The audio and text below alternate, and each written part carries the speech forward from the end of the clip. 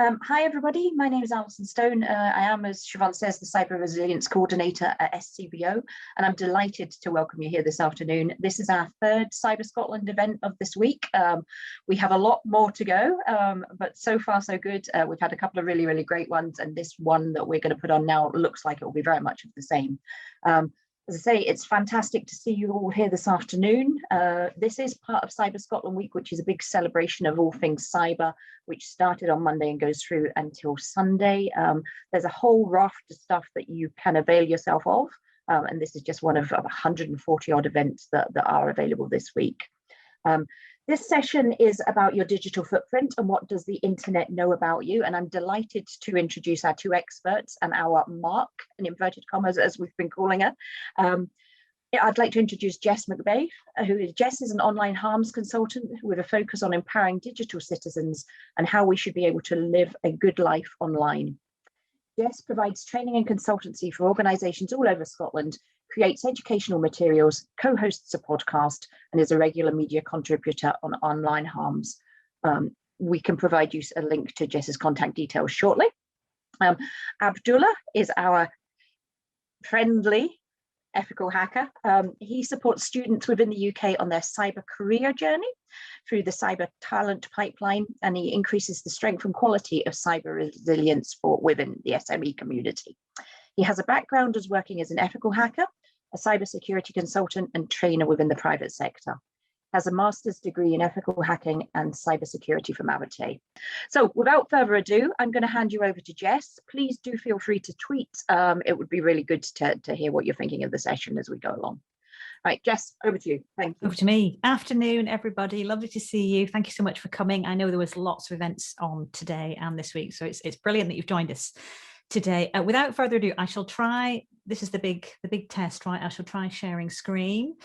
Hopefully you should now see the screen that says your digital footprint, what does the internet know about you? Fabulous, I can see some thumbs up, that is brilliant.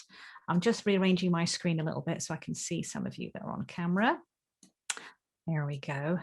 Then it doesn't feel like I'm just talking into the void. So, okay, so yeah, let's get started. A little bit, then you've already essentially had the introduction to myself and Abdullah. As was mentioned, my name is Jess McBeath. I'm an online safety consultant, so I do lots of these kinds of workshops and work in this kind of space, which is kind of frightening and amazing at the same time. So it's an exhilarating ride. So thank you for joining me today. We've got some wonderful work that Abdullah's done. So really the session's kind of split into two parts today. So the first part is going to be Abdullah. He's going to do the real life case study, right? With the target, the mark, and really asking that question, what can I find out about somebody online? And then we're going to come to my bit, which is thinking about our online reputations and what we can do about some of the content that there is online about us. Now, today we're going to use a system called Menti. Some of you might have used that before. It's like a quiz-based system. It means that when we've got the presentation on screen and you can see it now, it means we can ask you questions and you can answer those questions by typing into Menti and the responses will come up on screen. Move on, and I'm going to hand over to Abdullah. I'm going to be doing the slide moving on thing. So Abdullah's going to have to give me the nod, aren't you, when you want me to move the slides on? And I'll hand over. Thank you very much, Jess. Welcome everyone to this talk. I'm just going to give you a wee brief about open source intelligence, and then we'll move on to what we found about our mark. So open source intelligence, often referred to as OSINT, it's another form of intelligence gathering that's used, and open source is really information that is found online that's readily available publicly. Back in the good old times before the internet and Facebook and the like, open source intelligence was considered like gathering information from news articles, obituaries, census records. But now we've obviously come into the digital era, and we can find out a lot about somebody just even from simply their social media profile. So what we do is we start off by gathering a lot of data about somebody, and then we filter that data down until it becomes information and it makes sense. And then using that information, we connect the dots, and then it becomes intelligence. And that intelligence is what drives the decision making. So legally, when OSINT is done, it's a no-touch policy. What I mean by that is that I will not engage with the target. I will not befriend them on Facebook. I will not comment or like their tweets. So it's very much a look, but don't touch. The reason I say legally is because criminals and attackers, hackers, they don't really abide by the same rules as ethical hackers do. So if you have a Facebook profile that's very locked down, it's very restricted on what you put out there to certain people, the criminal can send you a friend's request, and if you accept that, they get a lot more information on you. So in essence, what I'm saying is don't accept people's requests, friend requests that you don't know about. Okay, let's then. What was I not able to find out? So this will be the first test for Menti. So if you guys want to.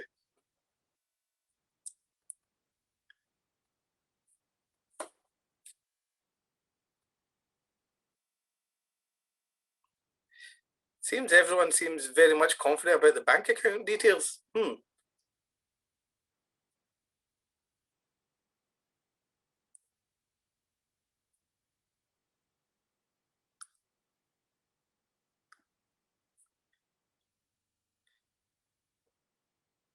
Oh, the daughter profiles are coming up there.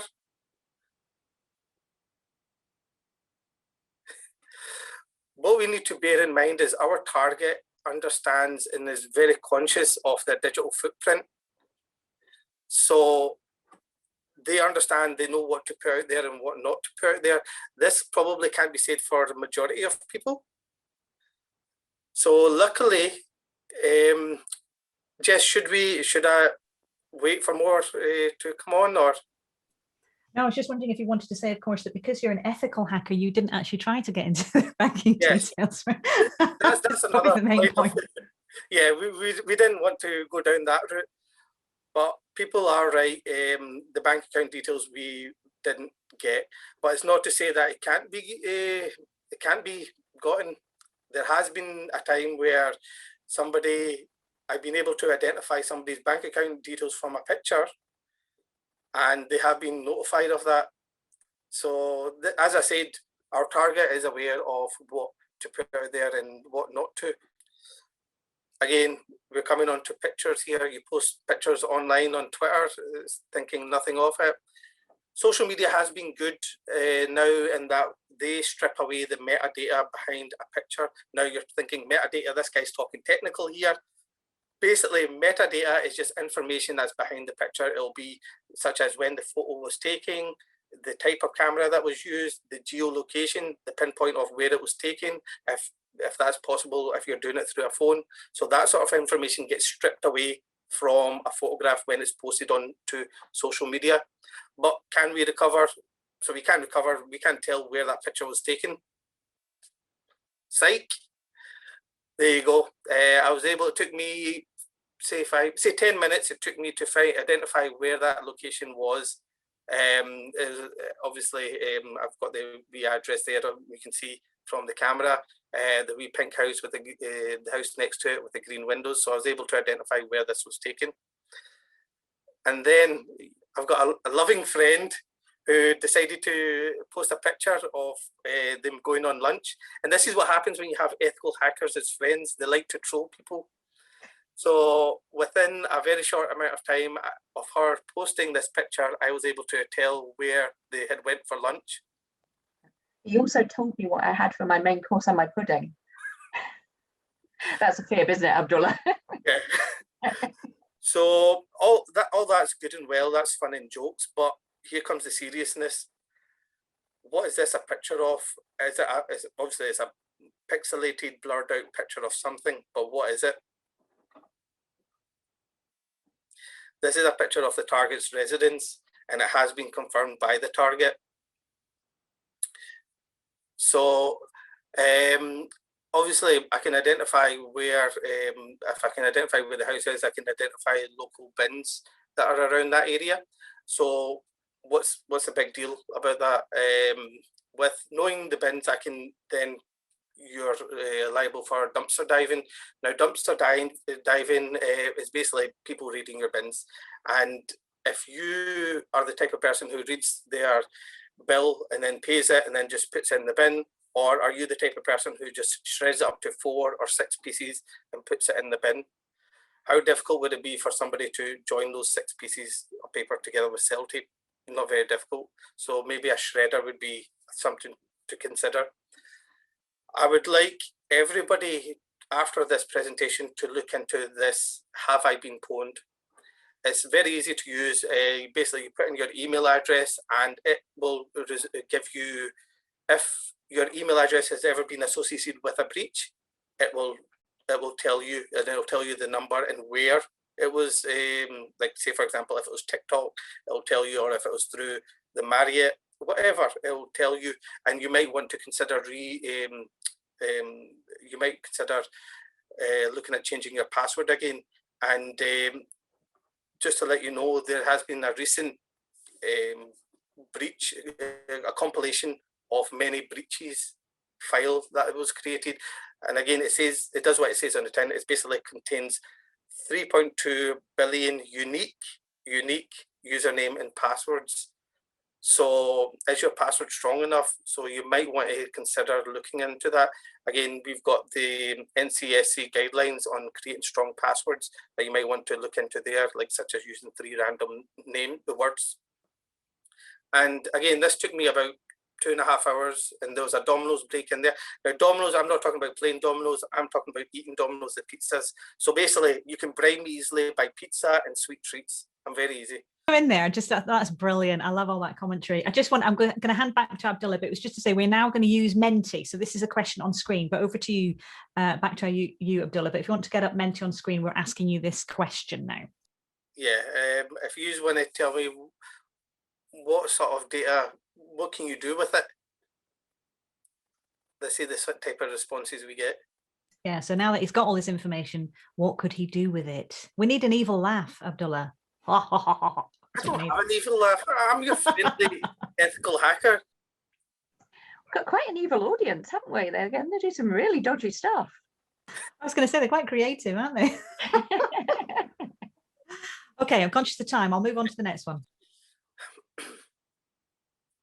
So again, all those are valid avenues that we can take, and obviously checking in on your holiday snaps. When you're at the airport, you check into the airport. When you're on holiday and you're putting posts up there of you topping up your tan, again, that can lead to housebreaking, and obviously that is a traumatic thing. And something that's even more traumatic is the fact that some home insurances will make your insurance null and void if you post snaps on your social media while you're on holiday, because basically you're advertising publicly that nobody's home. Again, we've all covered this pretty much.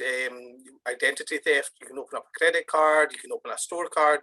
As Anna said, when you were able to go into stores, they were throwing these store cards at you to sign up. So again, we've got identity theft.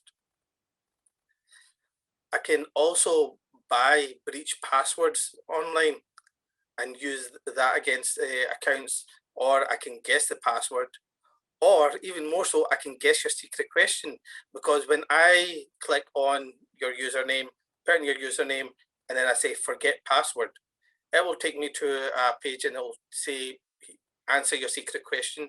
And sometimes people have secret questions as, what's my mother's maiden name? What is my pet's name?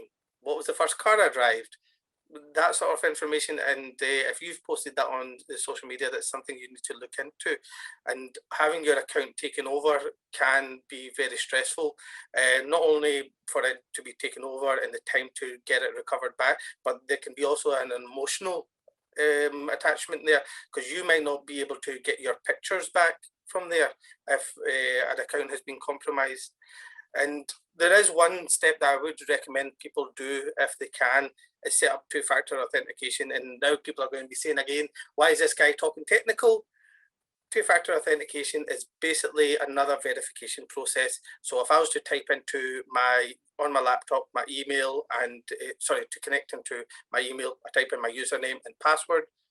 a notification will be sent to my phone saying someone's tried to access your account, access or deny.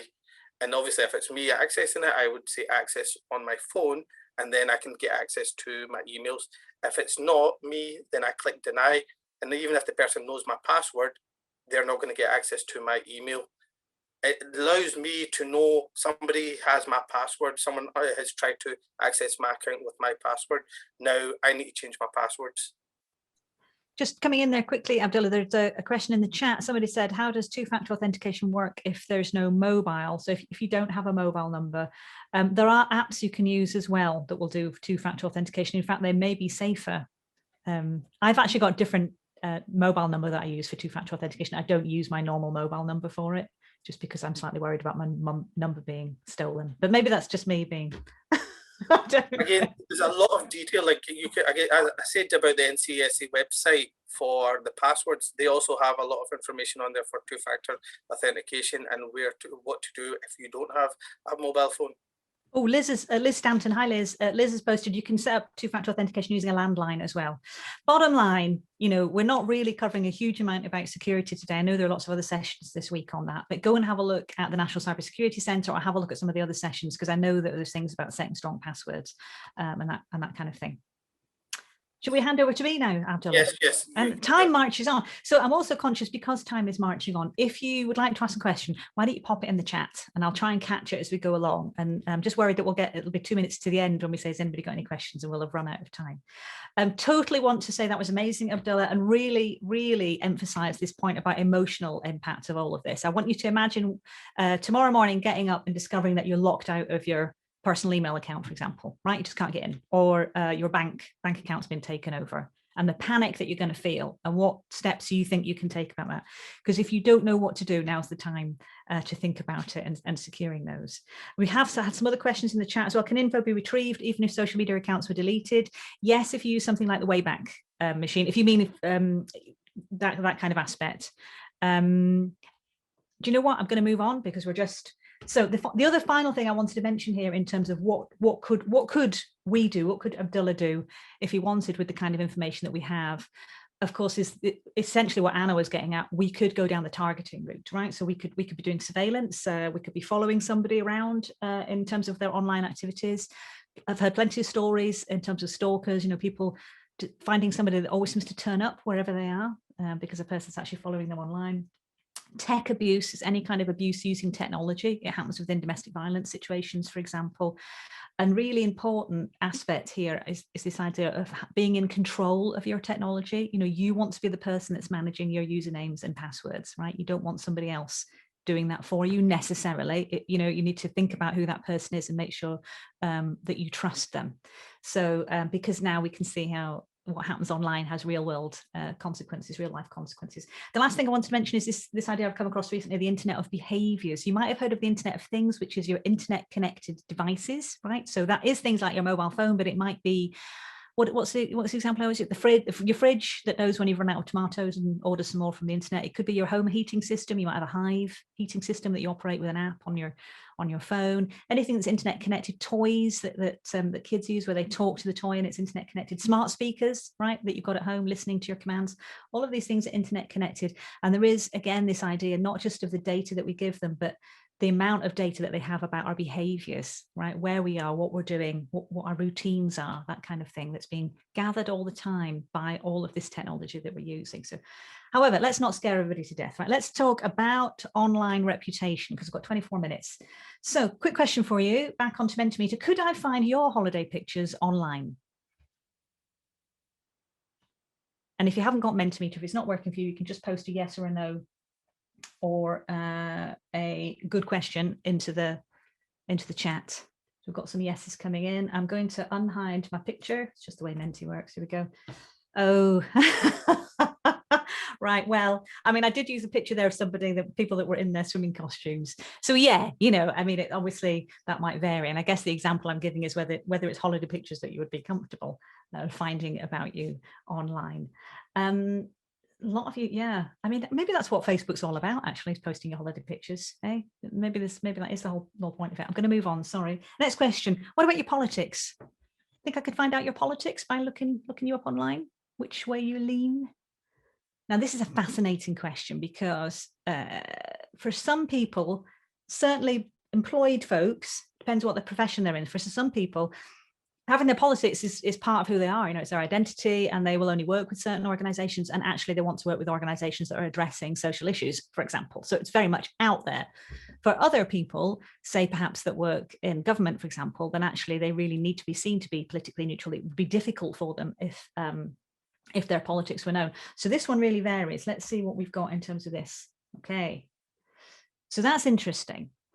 The other thing I think that's interesting about this, and this isn't a question meant to, but my question for you is, do you think Facebook knows my politics? And the answer is yes, right? Facebook's going to know more about my politics than I do. And it will be, and lots of these companies will be profiling me in terms of my hobbies and interests, my political leanings, my kind of financial income, my family setup, whether I'm a homeowner, what kind of programs I like to watch, whether I'm likely to buy stuff, have I got money to spend, all this kind of stuff. I'm being profiled all the time. So there's a sort of second aspect here in terms of the information that's online about you, which is not just that kind of openly accessible, being public information. It's also the secondary information about you, right? Some of which you might not agree with. So it's an interesting world that we live in. And when we think about our privacy and our data and how we manage it, it's a difficult one to control. I'm just having a look. We're having some comments in the chat. What if we post these things only to friends on Facebook? People assume that it's not public, right? People assume, so let's say WhatsApp, for example, you know, private chat, it's encrypted messaging. People will assume that they can put something in there and it's private. Bottom line, you make something electronic, there's the potential for it to get out of your control, right? Because somebody could screenshot something, somebody could steal your phone, right? Even things like your medical records, you know, if the NHS got hacked, right? We just need to start thinking in these terms that actually data can get stolen. We need to prepare ourselves for the data breach, prepare ourselves for clicking that dodgy link when we know we shouldn't have, right? So doing as much as we can, but also being prepared if the worst happens. Now, here's a scenario for you. You want to apply for an amazing high-profile job. Candidates must show that they are responsible and trustworthy, right? You are totally responsible and trustworthy, but you decide to look yourself up online. I'm sure plenty of you have done this. It's a good idea if you haven't. Go to a search engine and type in your name. Try not to be logged into the search engine, because if it's Google, for example, Google knows who you are, right? And it's going to serve up stuff for you. You want to see what somebody else would get, somebody who doesn't know you. Type your name in. You might want to put it within speech marks so you get an exact phrase and see what comes up. Search for usernames, profile names, maiden name. You just want to see what comes up. You might be surprised. Maybe you're going to see your old LinkedIn profile that you forgot about, because we're very good at signing up to new things. We're not very good at getting rid of old things and closing them down properly. So let's say you look yourself up online. And some of this stuff comes up. Oh, yes, that's right. That stag night. Forgot about that. When I got really drunk and somebody wrote on my baldy heat and took a photograph of it and shared it online. Yeah. Or I shared this tweet about being drunk, and maybe I'm wondering, maybe that wasn't such a good idea. Or maybe, maybe it is stuff that I posted. And there's a really important aspect here about intent versus impact online. So we might put something out there in a certain, we're trying to be funny, for example, or we're trying, as in this example, we're trying to, look good. And what we haven't noticed is that there's something going on in the mirror there. I don't know if some of you can see who's taking the photograph in the mirror. So the impact is slightly different from what we expected, right? So could be a little bit problematic. What else have we got? Maybe you were just being a bit flippant, right? So this is a funny joke. Your friends would all totally know what you mean, but would that potential employer, would they know that you didn't actually hit a cyclist, right? So just sometimes we need to think a little bit about how some of this content comes across. And it's like we're all on telly, right? We're all on TV now. Things happen. You might remember this one. He was being interviewed live, and the kids and the mum kept coming through from behind. It's a hilarious clip.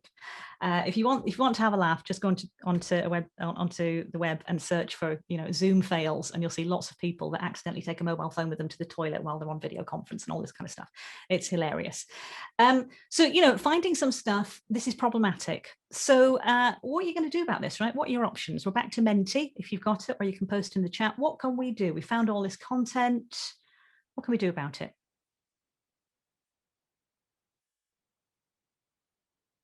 I can see people looking down at their devices, so they're obviously typing something. It'll come up in a second. Request removal. Very good. Change your name and get married. Now, do you know what's interesting? I remember somebody once, I did a reputation workshop, and this woman came up to me afterwards and she said, there's another person who's the same name as me who posts really weird stuff online and lives in the same place as me, and I don't know what to do about it. And we talked about it, and it turned out that actually she still used her maiden name at work, even though she got married several years earlier, and she decided she was just going to change her name to her married name at work because she was just so worried about people looking her up. This is difficult. Not much. Restrict settings, make your sites private, very little. Request deletion. Yeah, find a way to get it deleted permanently. Can you get it deleted permanently? I think we've kind of answered that question. Not necessarily, right? GDPR, maybe, yeah, the right to be forgotten. Okay, so there are some aspects to this here. Ask them if it's a policy to review social media and explain in advance, delete your account, change your profile name. Right, so there's a bit of there's lots of reporting and requesting going on here, isn't there? Some suggestions. Build a positive profile. Ooh, somebody's done the course, haven't you? Well done. Yeah, build a positive profile. Let's go through some of these things then. So removing, and I've got removing in dibs there because, yeah, once it's electronic, you know, you send a message to somebody, you ask them to delete it, they tell you they've deleted it, and then 5 years later, it resurfaces, right? There is always that potential, but maybe this is something you can delete yourself, right? You shared that tweet, right? So, and you just don't want it on your profile, or you put something on Facebook, you don't want that picture on there anymore, so you can delete it. And similarly with your security settings, your privacy settings, you can just tighten up who can actually see this stuff. You can ask somebody to delete it. Now that probably going to work well if it's friends or family. If it's somebody who's saying unpleasant things about you, that might be a little bit more difficult, but nonetheless, why not ask them to remove something? We then get into the reporting angle, right? And this is where it starts to, I suppose, become interesting. So this is the idea here is you are going to a platform and saying, please, can you remove that content that's on there, right? I've been unable to do it. I don't own it myself, for example, somebody else has posted it and they won't take it down. Please, can you remove it? And obviously, you know, we expect platforms to do that for us. What's important here is to think about how, what the, topic is that we're saying the reason for deletion, right? So let's say there's an embarrassing picture of you online that somebody else posted, and they refuse to take it down. Now you might want to go to the social media company and go, oh, this is really embarrassing, I want this to take down. Well, okay, it's embarrassing. That's actually not a reason within the list of things to take down. But what is, for example, data protection.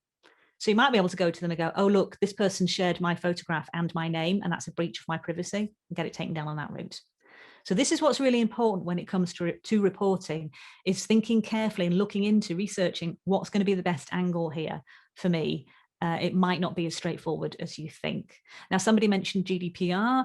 Again, there are some other avenues that you can go down. So in terms of companies that are holding personal information, for example, there are only certain reasons why they can hold that in terms of, which might have been based on you giving consent, in which case you can withdraw your consent.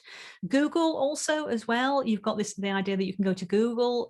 So if you search for somebody online, let's say somebody searches for you online, and what comes up in top search results is something that you'd really rather people didn't know, then you can go to Google and say, please, can you remove that from your search results? They'll only do it under certain conditions, right? They won't remove stuff that they think is in the public interest. So it's not as easy as that. But they seem to be doing quite a lot more now in terms of recognizing when people have content that's been shared without consent. They've got a particular thing that you can report in terms of exploitative sites. So if somebody's got some imagery of yours that you want to get down and is refusing to take it down unless you pay them, Google can kind of step in and remove it from search results. So there are some different routes that you can go here in terms of reporting. If all else fails, right? If all else fails in terms of legal content, right? Not the illegal stuff, not fraud or whatever, but in terms of legal content, go to reportharmfulcontent.com. You can see the 8 categories that they deal with there. Absolutely fantastic group of people. They work for the UK Safe Internet Centre, and I work with them. And they're brilliant at getting stuff removed. They'll tell you if you can get something removed or not, basically, and they will expedite it on your behalf if it's needed. So a fantastic takedown rate. And then the final thing is the PR, right? Which is the marketing from your perspective. We'll come back to that in a minute. Running late on time. A few tricks.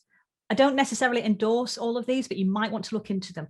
Jumbo, and there'll be other ones of these. Jumbo is an app that you can connect to your social media accounts, and you can tell it, I want any tweet that's over a month old deleted, right? I want all of my Facebook stuff archived. It'll go through and check your kind of privacy settings, things like that. There's free and paid versions, and there'll be other ones like this.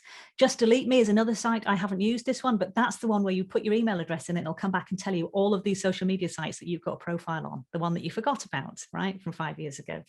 And then finally, Google Alerts, which is a free service from Google. You can put your name in there, and it will alert you. It'll send you an email if your name comes up online. Now, that might be problematic if your name is John Smith, right? There might be lots of John Smiths coming up online. So just have a think about that. But you can put lots of alerts in and get alerted if something comes up online.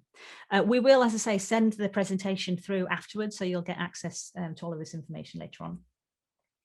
What percentage of people look past the first page of Google, do you think, folks? Is it 5%, 15%, or 25%? What percentage? Oh, got big, start off for 5, got a big 25. Right, it's coming.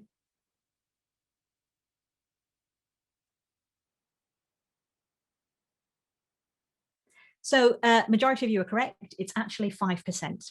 And what's important here, this comes back to this idea of there might be some content that you cannot get removed, right? So if you cannot get it removed, then you might want to look at the idea of, well, how do I stop people seeing it then, right? And so if it's coming up in Google search results, you don't want it to be on page 1. You want it to be on page 3 or page 4. So the way to handle that is to start posting positive content, which is one of the responses that somebody had given earlier. You set up an Instagram profile, even though you don't have one. You set up a Facebook one. You go onto LinkedIn. You make as much stuff public as possible. You start blogging. You start vlogging, right? You're creating content and trying to get it out there and linked and commented on, so that when somebody looks for you, that's what they're going to find on page 1, instead of that horrible picture from 15 years ago that you really wish wasn't there anymore. Now, the other thing about PR, of course, is finally, there might be an aspect where you have to just take responsibility, and you need to try and sort this mess out. You've done something, and it's back to that intent versus impact, right? You did something, and because of the position that you're in or whatever, it's out there. You can't just bury it. You can't remove it. You need to respond. So here is somebody, for example, responding, saying, oh, actually, I didn't mean to endorse all of that thing that I reshared. You'll have to go and look it up, Ross, who says, what did Maxine Peake say? So here's an example of somebody kind of climb downing, backtracking. But here's another one of somebody who didn't do the PR thing, right? So again, shared something. Said that it was, didn't mean it to come across that way, but didn't take responsibility for it. So there's a whole PR thing now about kind of accepting what's happened, apologizing, giving some money to the appropriate charity, right? This kind of stuff. That's the PR version. And if you don't go down that route, then this is the sort of thing that you can happen. You should get fired for blaming everybody. Is it possible to be completely anonymous online, folks, in our 9 minutes that we've got left? What do we think?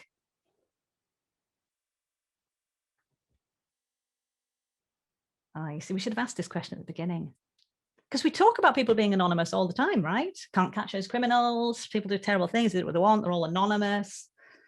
And yet, no, it's not. Well, technically, I think it is. Abdullah, if you want to come in, you can, but you don't have to, because we've only got 9 minutes. Entirely up to you. Go on. It depends on what sort of sector. Again, all it takes is one slip up, and then your anonymous goes out the window. Yeah, so I think there are ways, if you are very clever, to try to cover your tracks, right? If you really want to go down that route, but you would need to be consistent, right? One slip up and it all goes wrong. And again, depending on if you are working and where you work, do not rely on anonymity, right? Don't just think, well, I can cloak myself in disguise here and say what I really mean on this other forum over here, because it may well come back to bite you. If somebody takes an interest in it, they might be able to do a bit of digging and work out that it's you, okay? So just be thinking about all of that. So wrapping up, what's the big thing here? I know this looks like a really boring slide, but to me, it's the most important slide, right? For those of you that are working, what is your policy, right? What is your work's policy about social media use? The main thing you want to do in terms of your internet activities and thinking about work is not stepping out with work's policy, right? You do not want to find that you have done something, shared something, said something about someone that is going to be a problem for you at work because you didn't follow whatever their policies are. So that's number one. Next is your policy at home. And this is the idea that actually, no, I don't want pictures of my children being shared online, actually. Yeah. Or I don't want photographs of me when I'm drunk and hungover shared. But I need to have those conversations with my network. I need to talk to my family and my friends and make sure they understand how it works for me, what my policy is. Think about your platforms and the people that you're engaged with online. And so essentially, this is being purposeful.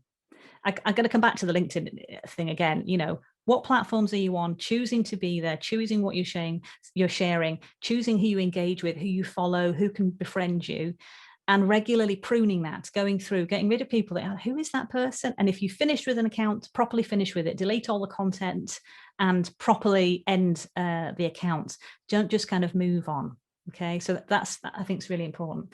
Obviously thinking about your behavior, that's much of what's today. Pruning and protecting, setting up things like the two-factor authentication that we talked about. And that's us. That is our presentation. Thank you very much. I will unshare the screen because we actually got 7 minutes. See, I rushed and now I've got 7 minutes left, but maybe we can get some more questions or discussion going on. Abdullah, that was a fantastic piece of work. And Jess, your advice is, as ever, very, very pertinent, very important for us all to take on board, whether we're working or just thinking about our behaviours online. So great session, both of you. Much appreciated. I'm seeing some questions. I can see questions coming through actually in the chat. So we've got what you've used about password managers. Right, I'll give my view and then Abdullah, I like password managers. Password managers, yay. So Password Manager is an app that you can put on your smartphone or on your computer or both. You've got one super duper master password, right? This is the amazing password with like 26 characters that nobody except you and your mum knows, right? You use that to get into the Password Manager, and the Password Manager has all your passwords in it, and it can create new passwords for you. So no more using the same password on different services at all. Unique password for every single different one. The one problem with them is that they're a single point of failure. So if it does get broken into, somebody's got all your passwords. That's my perspective. Abdullah? I completely agree. Password managers, everybody needs to have them. And the reason for having a unique password for every platform, if you're compromised on one platform, means that the attacker's not going to be able to spread to other platforms. So unique passwords for all your platforms, and best way to do it is have a password manager. We've got another question. What about cookies? Sorry, I just wanted to jump in with another point there on password managers, just because you're on that topic. I am also a great believer in password managers. I have been advising people to use them for months since I first learned about them, probably from Jess in a misinformation talk she did for us last year. What had not occurred to me was to log out of my password manager on my laptop if I was giving my laptop to someone to fix, to look at, or to borrow. So there's that top tip as well. Make sure you log out of your password manager if it's not you that's on your laptop. That's a great tip. Actually, I always close down my password manager when I'm away from my computer, even though I'm at home. What does that say about my kids? I wonder about. Don't know why I do that. Oh, I'm giving too much away here. Thank you for that. Right, yeah, cookie. We have a question about cookies, Abdullah. I don't know the answer to this one. Can cookies be hacked? Cookies, it depends. Obviously, if the person has access to your machine. So obviously it's not really considered within OSINT, but as an ethical hacking, if you can find out what the cookie is and how it's structured, then you might be able to hack it as well. It was very prevalent when it was HTTP, but HTTPS kind of makes it a bit more different. Again, we're getting technical here, but a bit too technical. Yeah, I think it's more so if the person can get access to your machine, that's when it becomes a worry rather than OSINT. The chat is going. So we've got Liz is coming about getsafeonline.org, which is a fantastic platform. Lots of cybersecurity advice there. Somebody asks how safe are smart meters? I mean, we have a problem, don't we, generally with this internet of things, right? Lots of internet connected devices which just weren't set up with sufficient security. The basic advice whenever you get anything that comes out of the box is to change the default password, not have it actually internet connected if you don't need it to be. But I don't know much about smart meters. Again, these things are, like you said, get rushed out, and security is a afterthought rather than embedded within the device. So, but organizations are becoming better at this. Let's have a look down. I access the same sites from many different digital devices. Would a manager work for me by password manager? Yes, because you can get a password manager and use it across multiple devices depending on the one that you go for. Just make sure you do a bit of research, and make sure try and get one that you think seems to be highly recommended. What can work well with password managers is if they autofill for you, right? So if you go to a website that you've been to before and it will put in your password for you, that will help to stop the problem of if you've clicked on a dodgy link, like if you clicked on a dodgy link and it looks like it's your bank's website, but it isn't really. If you try to get the password manager to put the password in there, it won't do it because it's not the site, it's not the main site. So there are some helpful, I think they're very good idea. I've put the NCSE guidance and advice to password managers and their security in the chat there. Okay, we've got another question, but 2 minutes left. Any thoughts on open source / freedom respecting software versus corporate profit driven? Go on, Abdullah. Open source, I think open source is okay. Yeah, again, you need to see what it has access to. Like, for example, when you download an app onto your phone, if you're wanting it for just text messaging, does it need access to your photographs? Does it need access to your contacts? Does it need access to everything in your memory? You just got to obviously look into these sort of things. The other thing against corporate software is corporate software has got its place, and there's also very good rates for third sector organizations if you ask the right questions of the right people. So don't discount it just because you think it's expensive. We've still got more questions. Shall I keep going? We've got, let me see, what happens when we give remote access to tech support? Can they infect our machine / access info? You need to be really careful of any kind of tech support that wants to use something like TeamViewer, which is when they can get into your machine and operate it remotely. That can be used for good and for bad. So you just need to be really, really careful if somebody wants to get access to your machine. Abdullah? Yeah, if you're getting a call out of nowhere saying they're your bank and they need to check your router or whatever, because I got a call from somebody saying that they're from Sky and my router was causing problems, which obviously wasn't the case, but I held them on for about, I think it was an hour and 45 minutes. So yay. Okay, we've got another question. Sending a computer back for repair, does factory reset clear everything? Abdullah?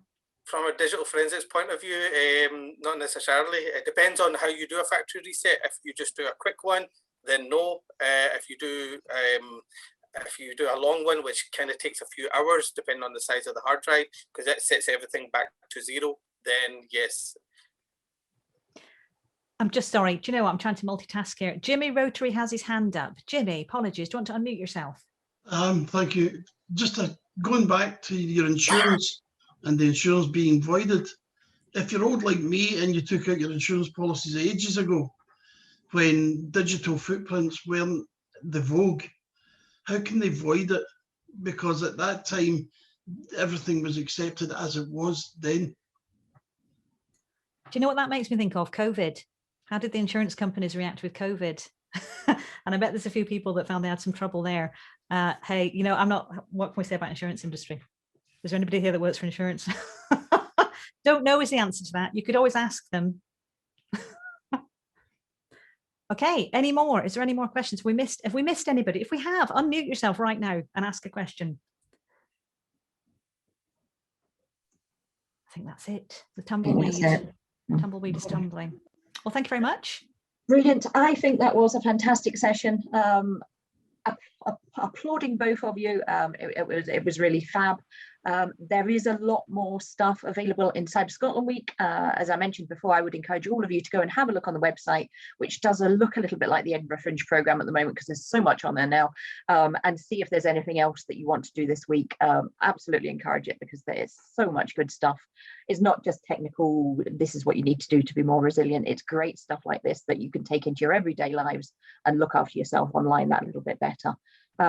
Yeah, fabulous session. Thanks again, guys. And yeah, I really appreciate you coming on and sharing your knowledge and your expertise with us today. Okay, thank you. Thank you.